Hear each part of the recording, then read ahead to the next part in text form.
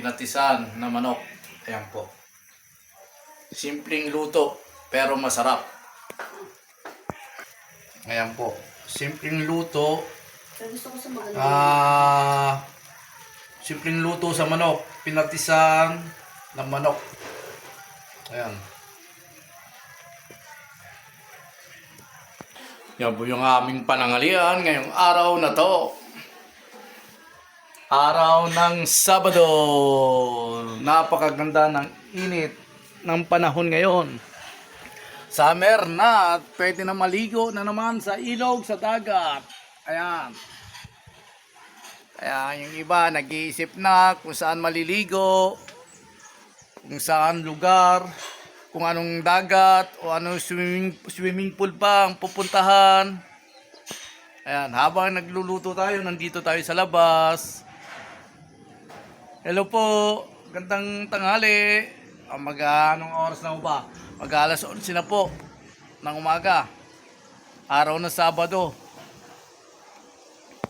Ayan, yung niluluto nating pinatisan na manok. Yan po ang ulam namin ngayong araw na to. Pas po tayo. Ayan. Ayan, pinapakuluan muna natin. Ayan. Kayo ba'y nakapagluto na ng ganito? Pinatisan ng manok.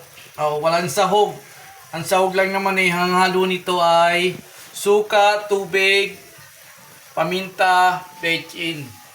Yan lang po ang halo rito. Paukuluan. Ito ang pinatisan ng manok. Ng aming ulam. Pag naluto po yung manok namin na ulam, yung pinatisan ng manok, dito po namin lalagay. Napakagandang bowl. Ayan po. In-order po ni Mrs. to kay Ma'am Charlotte. Ayan.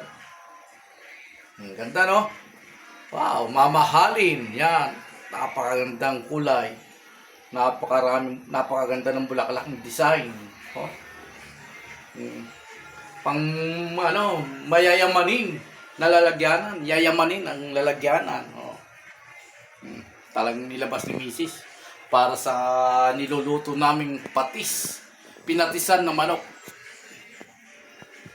Tinapa, hindi ko na pinaluto. Hindi ko na lulutuin yung tinapa dahil okay na yung manok na pinatisan. Yun ang ulam namin ngayong tanghalian. Bukas na yun, hindi, mamayang gabi pa yun, yung tinapa. Kaya nilagay muna ni Mrs. sa frigidaire.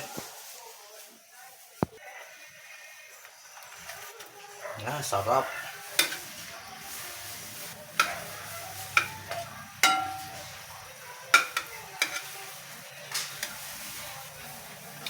Sarap ng ulam namin. Nung nakaraang araw, ulam namin tuyo. Hindi sa lahat naman ng araw, hindi naman sa lahat ng oras, ang pagkain naman ay hindi pare-parehas. Minsan may oras na tuyo, may oras na manok, may oras na baboy. Hindi pare-pareho na ni Mrs. Yan na. Silipin natin yung ating manok na naglilimlim sa damuhan. Ito yung open air. Lalaba ka dyan ah. Ayan po yung ating manok, open air.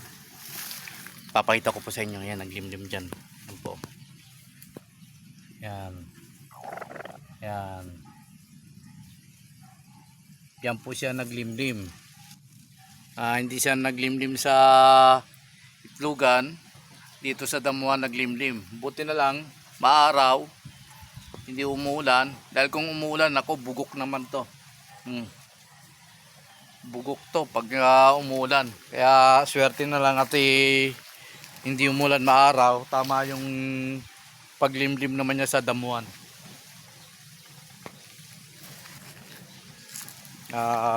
Sayang kasi na matagal rin natin inantay na magkaroon ng sisiw yan. Ngayon nakita natin kung saan naglimlim, kung saan ang itlog, sa damuhan pala. Kaya yun, nakita natin. At maaraw naman, siguradong hindi naman mabubugok yung ang kanyang itlog. Mapipisa naman yan. Napakaganda rito sa lugar namin. Mapresko. Para bang pagkatapos mo kumain, pagkatapos mong kumain ng panangaliam, mag-almusal, pupunta ka lang rito sa puno ng langka at ikay magpapahangin. Ganito ang gagawin mo. Parang relax na relax ang buhay mo. Oh, siguro kahit meron kang mga utang, meron kang bayarin o mga problema na pag dito, parang maliwalas ang paligid mo.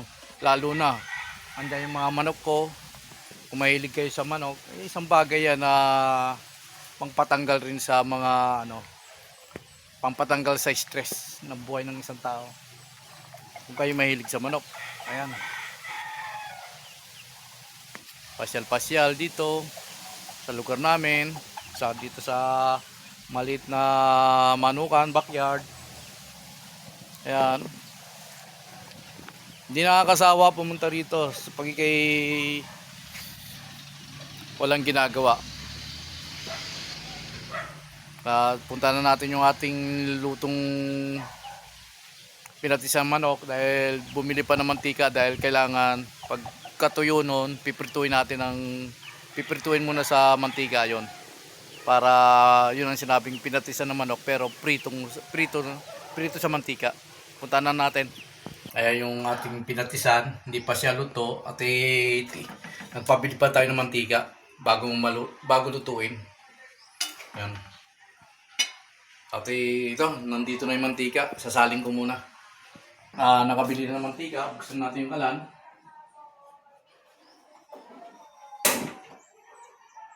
Ayan na, sarado natin pinto. Dahil mahangin ito. Baka mamatay yung kalan. Yung apoy.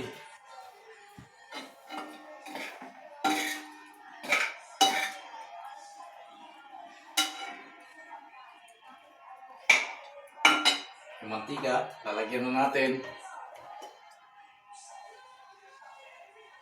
Okay.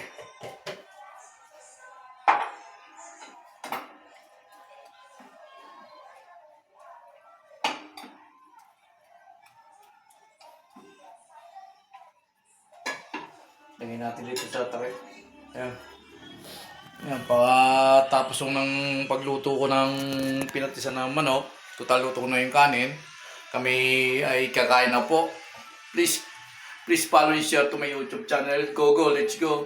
Count me in.